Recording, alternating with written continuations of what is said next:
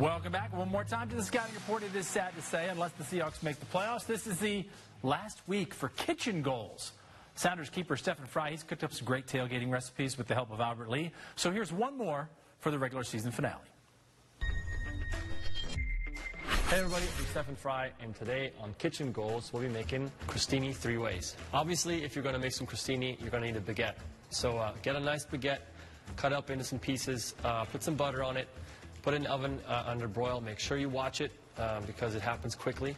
But I've already done that, so let's check out, make sure it didn't burn.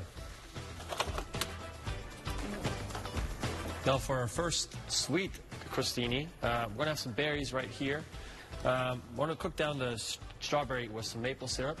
All right, these strawberries have been simmering for about 10 minutes or so. We threw in some lemon zest, and at the end we also put in our raspberries. So this is good to go now.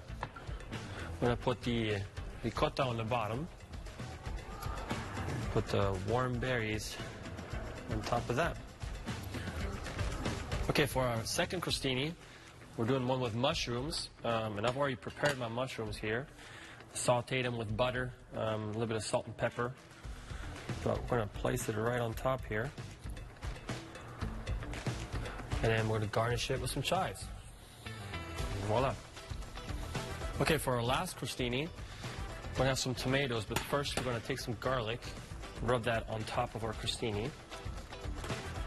And then we're going to top it with our goat cheese. Depending on how much you want. Add a couple of nice tomatoes on top of that. And then our vinaigrette, which we've already prepared. We're going to drizzle that on top and garnish with a little bit of basil. And there you have it. That's crostini 3 ways. If you are interested in this recipe, go to cairo7.com/sports. He really has a second career going there. Thanks to Stefan Frei. All right, back to